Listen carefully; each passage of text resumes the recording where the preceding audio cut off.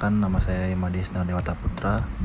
Saya akan menjelaskan tentang materi tipe-tipe data.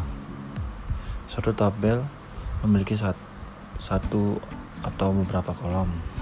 Masing-masing kolom akan berisi data, di mana data yang diinputkan memiliki beberapa jenis data. Jenis-jenis data tersebut antara lain yang pertama ada teks. Teks ini digunakan untuk file alphanumeric, misalnya nama, alamat, kode pos, dan lain-lain. Tipe data ini memiliki 255 karakter pada setiap kolomnya. Yang kedua ada memo. Tipe data ini sama dengan teks, tetapi hanya menampung kurang lebih 60.000 karakter untuk setiap filenya, tetapi tidak bisa diurutkan. Yang ketiga ada number, digunakan untuk menyimpan data numerik yang akan digunakan untuk proses perhitungan matematis. Yang keempat ada date atau time, digunakan untuk data yang berjenis tanggal, waktu, dan penggabungan dari tanggal dan waktu. Kelima ada currency. Tipe-tipe data ini sejenis dengan number, hanya saja pada awal angka selalu disertakan simbol currency default sesuai dengan regional setting yang digunakan, misalnya rupiah, dolar, dan lain-lain. Yang keenam ada auto number. Data yang tidak dapat kita isi secara manual, melainkan terisi secara otomatis, baik secara menjumlah maupun random, digunakan untuk penomoran. Yang ketujuh ada yes or no. Data ini merupakan tipe data dengan dua pilihan saja, yaitu yes dan no. Yang kedelapan ada all object, digunakan untuk external object seperti bitmap atau file suara. Yang kesembilan ada hyperlink, digunakan untuk menyimpan alamat internet atau alamat file yang ditujukan melalui alamat URL. Yang ke-10 ada lookup wizard. Jika menggunakan data ini untuk sebuah kolom, maka bisa memilih sebuah nilai tabel atau dari sebuah daftar nilai yang ditampilkan oleh combo box. Yang 11 dan ini yang terakhir adalah attachment, digunakan untuk melampirkan sebuah data apapun bentuk file dan ekstensinya. Berikut pemaparan materi dari saya. Terima kasih.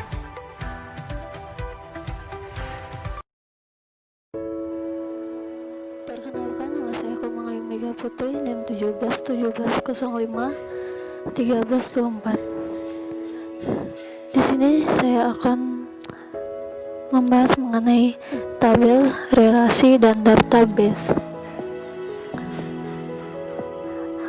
Pengertian tabel.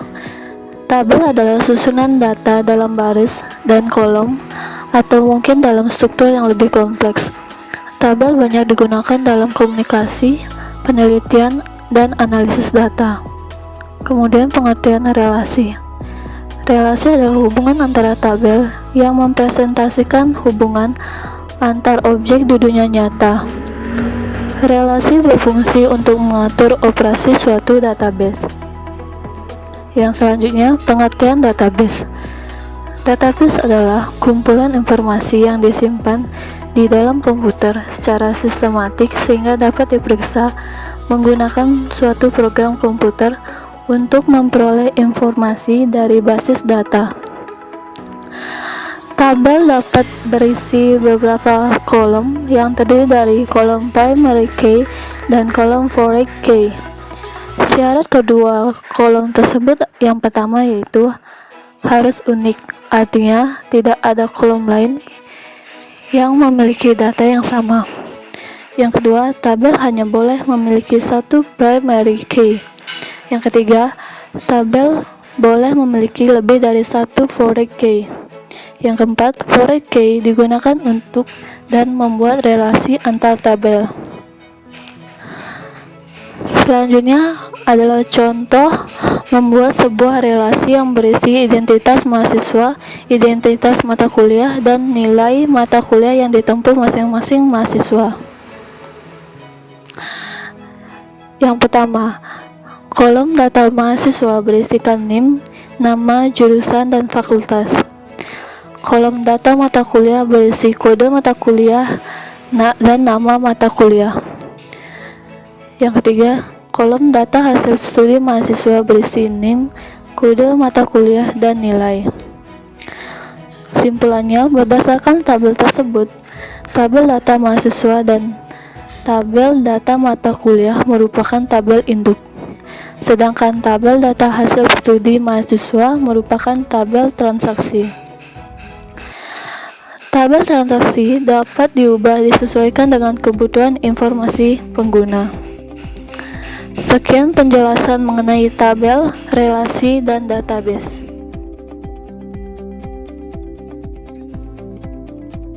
Baik, terima kasih atas kesempatannya. Jadi di sini saya akan mempresentasikan materi selanjutnya, yaitu tentang jenis-jenis relasi.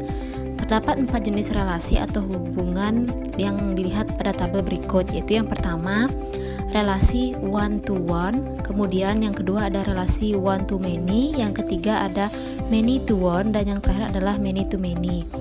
Yang pertama, relasi one to one, yaitu setiap baris data pada tabel pertama akan dihubungkan hanya ke satu baris data pada tabel kedua. Seperti contoh yang sudah dipaparkan di PowerPoint, yaitu data mahasiswa dengan nomor ijazah, di mana tidak memungkinkan satu mahasiswa memiliki 2 nomor ijazah yang berbeda. Jadi bisa dilihat di data mahasiswa dan data ijazah. Jadi setiap satu mahasiswa itu memiliki 1 nomor ijazah, dan tidak mungkin satu mahasiswa itu memiliki 2 nomor ijazah. Kemudian yang relasi selanjutnya yaitu relasi one to many. Jadi setiap baris data pada tabel pertama akan dihubungkan hanya ke satu baris atau lebih data pada tabel kedua. Seperti contohnya yang sudah dijelaskan, yaitu data mahasiswa dengan nomor HP, di mana satu mahasiswa bisa memiliki lebih dari 1 nomor HP, tetapi nomor yang sama tidak mungkin dimiliki oleh mahasiswa lainnya. Nah, di data mahasiswa itu ada satu mahasiswa yang memiliki 2 nomor HP. Bahkan kalau dicontohkan itu bisa lebih juga. Jadi di nomor HP-nya itu tidak mungkin dimiliki juga oleh mahasiswa lain dengan nomor yang sama seperti mahasiswa tersebut. Kemudian yang ketiga itu ada relasi many to one, yaitu satu baris data atau lebih pada tabel pertama dihubungkan hanya ke satu baris data pada tabel kedua. Yaitu contohnya adalah golongan darah dengan data mahasiswa, di mana satu golongan darah bisa dimiliki lebih dari satu mahasiswa, tetapi satu mahasiswa hanya memiliki satu golongan darah. Contohnya dalam tabel tersebut golongan darah O dimiliki oleh 2 orang mahasiswa, dan tidak mungkin satu mahasiswa itu memiliki 2 golongan darah. Nah, terus kemudian yang terakhir itu ada many to many, yaitu satu baris data atau lebih pada tabel pertama akan dihubungkan hanya ke satu baris atau lebih data pada tabel kedua. Nah, jadi contohnya itu seperti contoh yang ada di PowerPoint itu, yaitu data mahasiswa dengan data ruang kelas, di mana satu mahasiswa bisa mengambil kelas yang sama dengan mahasiswa yang lain. Begitu pula satu ruang kelas bisa diambil beberapa mahasiswa. Nah, di dalam data mahasiswa itu terdapat satu mahasiswa itu bisa mengambil 2 ruang kelas yang berbeda. Nah, jadi di ruangan itu juga bisa diambil dari beberapa mahasiswa. Baik, itu saja yang bisa saya sampaikan. Saya ucapkan terima kasih.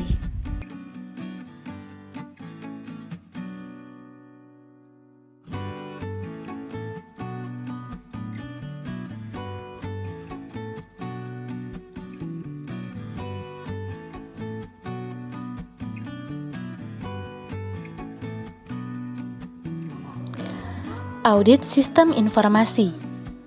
Audit atau pemeriksaan dalam arti luas bermakna evaluasi terhadap suatu organisasi, sistem, proses, atau produk yang dilakukan oleh pihak yang kompeten, objektif, dan tidak memihak, yang tujuannya untuk melakukan verifikasi bahwa subjek yang diaudit telah diselesaikan atau berjalan sesuai standar, regulasi, dan praktik yang telah disetujui. Sedangkan menurut Hak dan Kin, teknologi informasi adalah seperangkat alat yang membantu pekerjaan dengan informasi serta melakukan tugas-tugas yang berhubungan dengan pemrosesan informasi. Audit teknologi informasi merupakan bentuk pengawasan dan pengendalian dari infrastruktur teknologi informasi secara menyeluruh. Audit teknologi informasi dapat berjalan bersamaan dengan audit finansial, audit internal, atau dengan kegiatan pengawasan dan evaluasi lain yang sejenis. Pada mulanya, istilah ini dikenal dengan audit pemrosesan data elektronik, dan sekarang audit teknologi informasi secara umum merupakan proses pengumpulan dan evaluasi dari kegiatan sistem informasi di dalam perusahaan.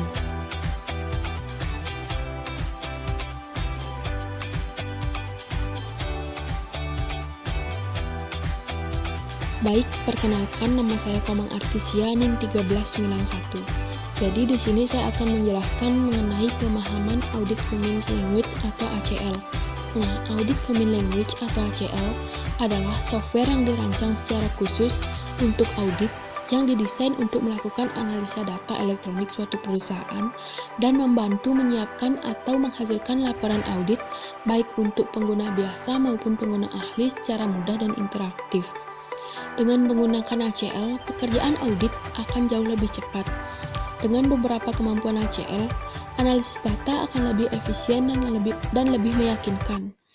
ACL dikembangkan sejak tahun 1970-an oleh Profesor Hart J. Weil dari Kanada dan kemudian dikelola oleh ACL Service Ltd, Vancouver, Kanada, dan merupakan pimpinan pasar dalam teknologi pengambilan data, analisis data, serta pelaporan.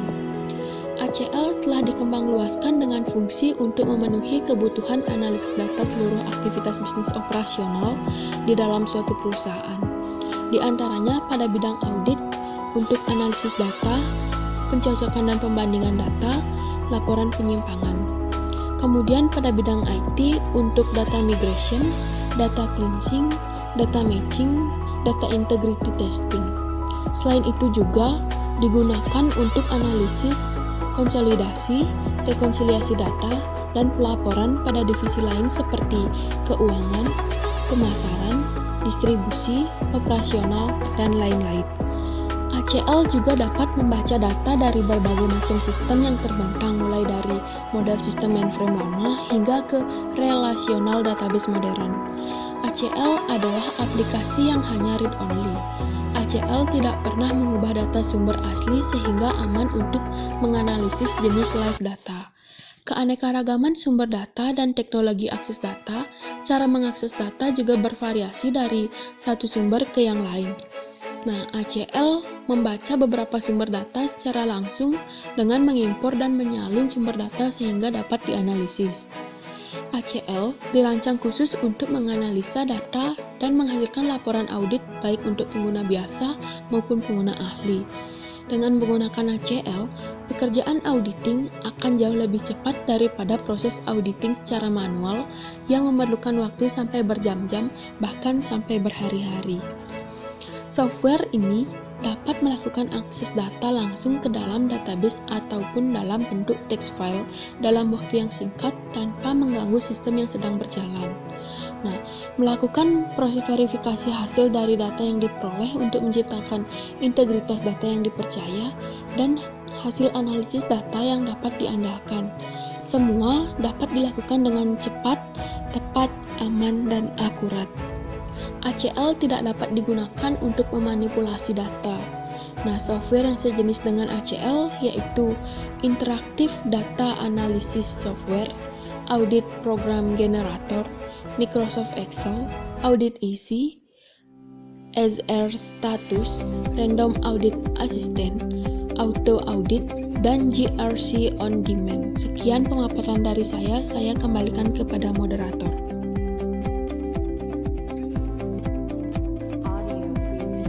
Baik, untuk subtopik selanjutnya terkait dengan manfaat ACL atau Audit Common Language secara umum. Jadi secara umum, manfaat ACL itu terbagi menjadi 10 bagian. Manfaat yang pertama, bahwa ACL itu membantu mengakses data secara langsung atau tidak langsung.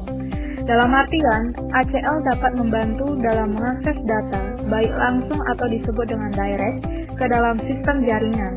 Sedangkan secara indirect atau tidak langsung, melalui media lain seperti soft copy dalam bentuk text file atau report.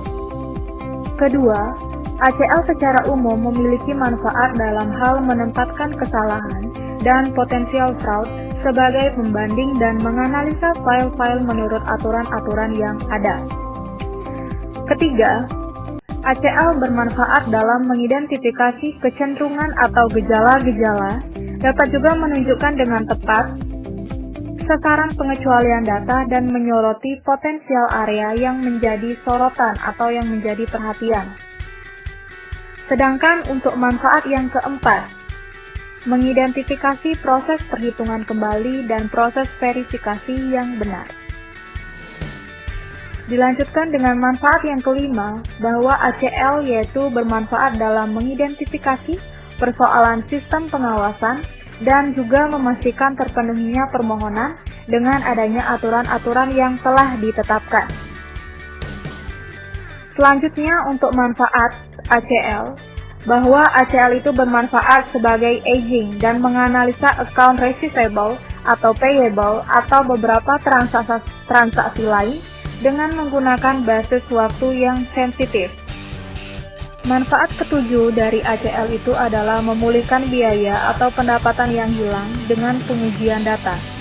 Jadi ACL bermanfaat yaitu dalam hal memulihkan biaya atau pendapatan yang hilang dengan pengujian data pada data-data duplikasi pembayaran, menguji data-data nomor invoice atau faktur yang hilang, atau pelayanan yang tidak tertagih.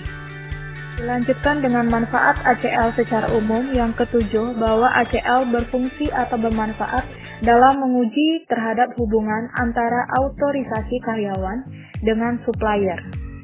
Selain itu, ACL bermanfaat dalam melakukan proses data cleansing dan data matching dari data-data duplikasi sebelumnya. Dan manfaat terakhir ACL secara umum adalah dapat melaksanakan tugas dan pengawasan pemeriksaan dengan lebih fokus, cepat, dan efisien. Sedangkan jika ditinjau dari manfaat ACL dilihat dari berbagai pihak, maka ACL bermanfaat bagi tiga pihak. Yang pertama, bagi auditor, kedua, bagi manajemen, dan yang ketiga, bagi SDM atau pemeriksa, IT, dan lainnya. Bagi auditor, ACL bermanfaat dalam membantu dalam melaksanakan tugas audit secara terfokus, cepat, dan efisien. Bagi manajemen, ACL bermanfaat dalam membantu menganalisis data, menguji pengendalian, pembuatan laporan secara cepat dan fleksibel. Sedangkan dari pihak SDM atau pemeriksa, IT, dan lainnya, ACL dapat bermanfaat dalam melakukan sistem pelaporan yang sesuai dengan keinginan. Baik, di sini saya Widya Kumalasari. Di sini saya akan mempresentasikan tentang keunggulan dan kemampuan ACL serta fitur dan kemampuan ACL software tools. Yang pertama adalah keunggulan dan menggunakan ACL, yaitu yang pertama adalah mudah dalam penggunaan, yang kedua build audit dan analisis data secara fungsional, yang ketiga adalah kemampuan menangani ukuran file yang tidak terbatas, yang keempat adalah kemampuan mengekspor hasil audit, dan yang terakhir adalah pembuatan laporan yang berkualitas. Materi selanjutnya itu adalah fitur dan kemampuan ACL, di mana yang pertama terdapat 9 fitur dan kemampuan ACL. Yang pertama itu adalah Universal Data Access, yaitu dapat mengakses data dari hampir semua jenis database yang ada. Yang kedua adalah jumlah data yang besar, yaitu kemampuan dalam mengakses dan proses data dalam jumlah yang sangat besar atau hingga ratusan record. Yang ketiga adalah kecepatan waktu proses, di mana kemampuan untuk proses dalam waktu yang singkat walaupun data yang diproses dalam jumlah yang besar. Yang keempat adalah integritas data, dengan kemampuan mengakses database 100% atau tanpa metode sampling, serta data yang bersifat read-only yang dapat menjaminkan orisinalitas, keamanan, dan integritas data untuk pengelolaan menjadi informasi yang bermanfaat bagi user dan manajemen. Yang kelima adalah automasi atau pembuatan aplikasi audit yang sangat cepat dan mudah untuk melakukan kompetensi analisis data untuk efisiensi proses kerja.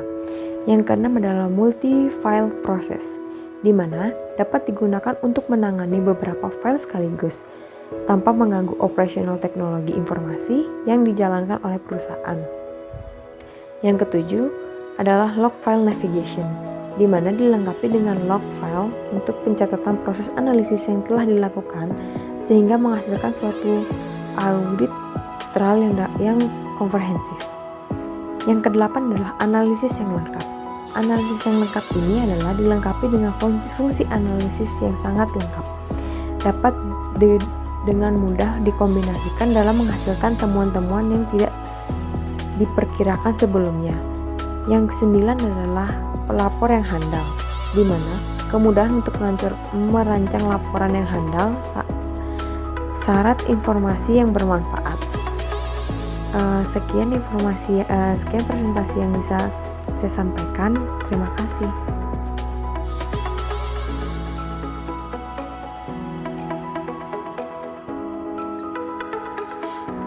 Baik, di sini saya akan menjelaskan tatanan cara menginstal aplikasi ACL. Pertama-tama, klik folder ini dan pilih file di dalam folder ini dengan nama ACL Desktop Education Edition. Double klik pada file tersebut. Akan muncul pemberitahuan kotak Setup Wizard. Untuk melanjutkan, kalian klik tombol Next. Pada tombol berikutnya akan muncul kotak dialog yang berisi syarat dan ketentuan terkait lisensi aplikasi ACL. Silakan jika kalian ingin membaca secara lengkap isinya atau langsung saja memilih pilihan untuk menerima semua syarat dan ketentuan yang tercantum pada lisensi tersebut. Lalu kalian klik tombol Next. Kotak dialog berikutnya adalah terkait dengan isian informasi pengguna. Silakan diabaikan saja karena sudah terisi secara default. Klik Next. Selanjutnya, aplikasi ini ingin mengonfirmasi jenis setup yang diinginkan oleh pengguna. Silakan pilih tipe komplit dan klik tombol Next. Selanjutnya akan diberikan informasi mengenai lokasi penyimpanan folder aplikasi dan folder data aplikasi. Terdapat dua folder, yaitu pertama, folder software ACL dan folder data ACL.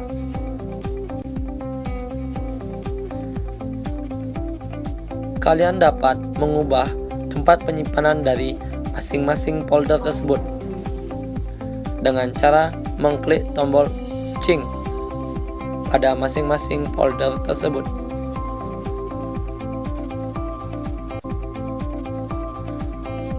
Kedua folder ini kalian dapat pindahkan dan mengubah lokasi penyimpanannya.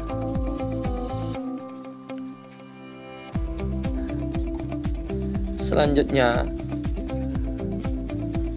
jika kalian sudah merasa tidak ingin mengubah lokasi dari masing-masing folder software ataupun folder data ini, kalian dapat mengklik tombol Next.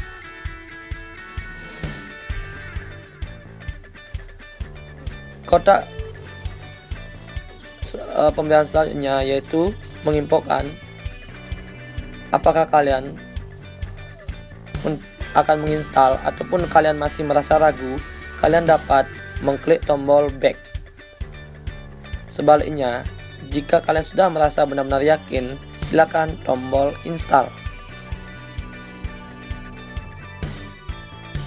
Dan proses instalasi pun dimulai.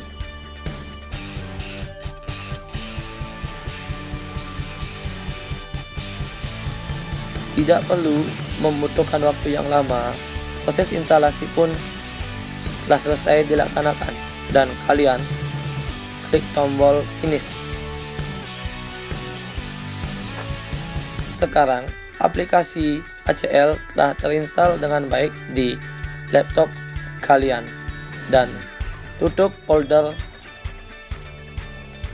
instalasi dari aplikasi ini. Baik, di sini saya akan menjelaskan dan memberitahu beberapa fitur yang terdapat di dalam aplikasi ACL.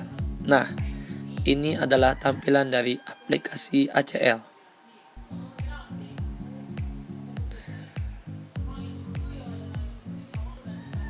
Dan saya akan memberikan salah satu bentuk simulasi dengan cara project yang bernama Simple Project.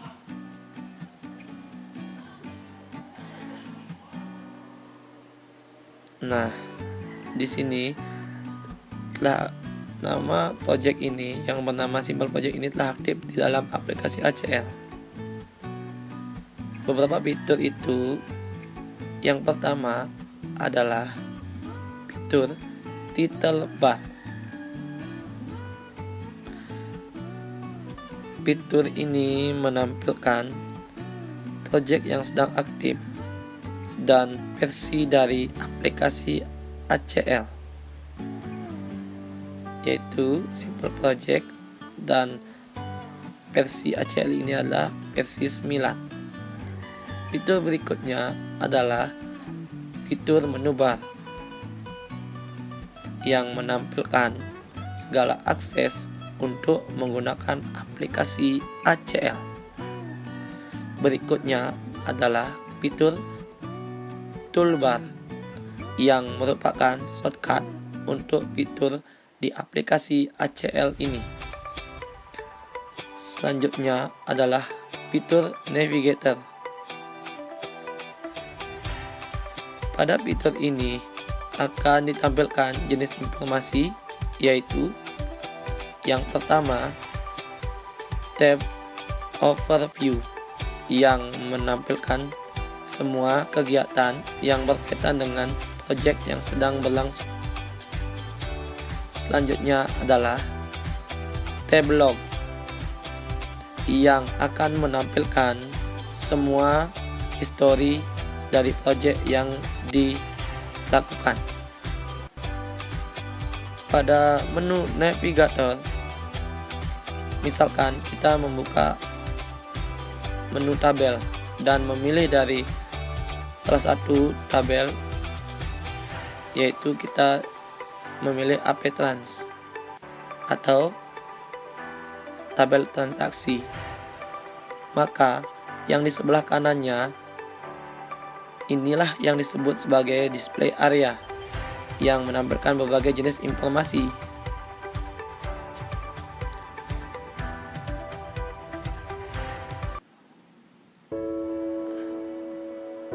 Pada bagian ini juga terdapat fitur filter yang dapat digunakan oleh pengguna untuk menentukan batas tertentu atau filter yang diinginkan. Terakhir adalah fitur status bar yang menampilkan nama tabel yang sedang aktif, jumlah record dalam suatu tabel, dan beberapa informasi lainnya. Oke, teman-teman, demikian materi yang dapat saya sampaikan. Semoga bermanfaat untuk teman-teman mengenai tatanan cara menginstal aplikasi ACL dan beberapa jenis fitur di dalam aplikasi ACL.